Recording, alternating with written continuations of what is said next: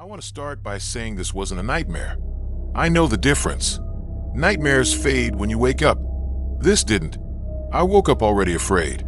Not startled, not confused. Afraid in a quiet, familiar way, like I'd felt it before and somehow forgotten. The room was dark. The air was still. My phone buzzed on the nightstand. 2:17 a.m. That number still makes my stomach turn. The message was short. Don't turn around.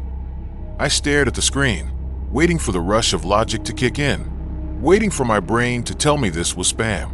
A prank. A mistake. It didn't. I live alone.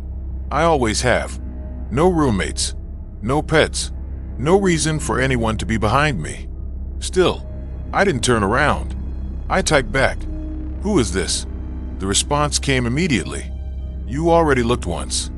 My throat tightened.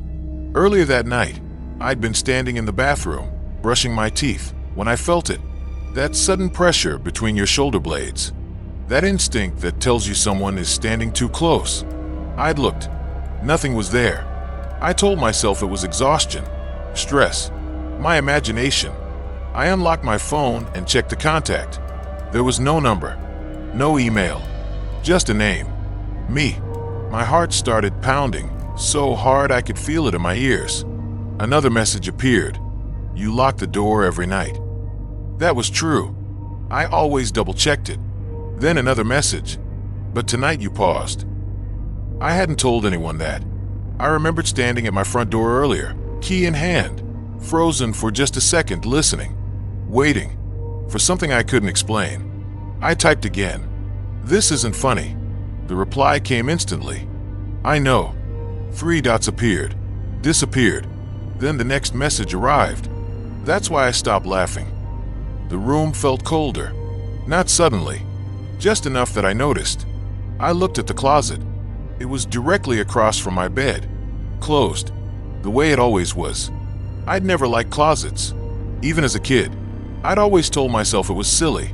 Just clothes, boxes, empty space. But now it didn't feel empty.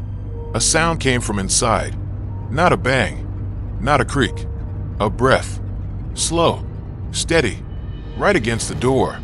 My phone buzzed again. "You're holding your breath." I exhaled without realizing I'd stopped breathing. My fingers shook as I typed. "What do you want?" This time, the reply took longer. Long enough for hope to creep in. Then, "I want you to remember."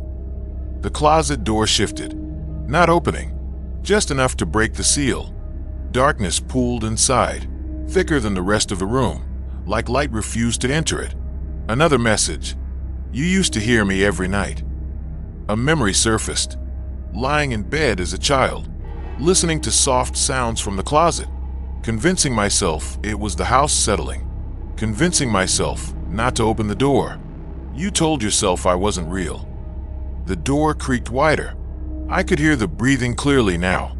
Not rushed, not angry, patient. You grew up. You moved away. You stopped checking. I stood up slowly and backed toward the bedroom door. I turned the handle. It didn't open. My phone buzzed. I locked it this time. Panic burned through me.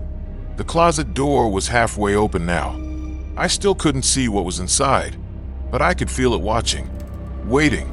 "Fear doesn't disappear," the message read. "It waits." The breathing stopped. That silence was worse than any sound. My phone vibrated one last time. "You should have stayed in the bathroom." Something shifted behind me. Not stepping forward. Not yet. Just close enough that I understood the truth. The reason the closet never felt empty. The reason I never checked. The reason it always felt closer at night. It wasn't hiding from me. It was waiting. Waiting for me to remember. And now that I had, the breathing started again. Right behind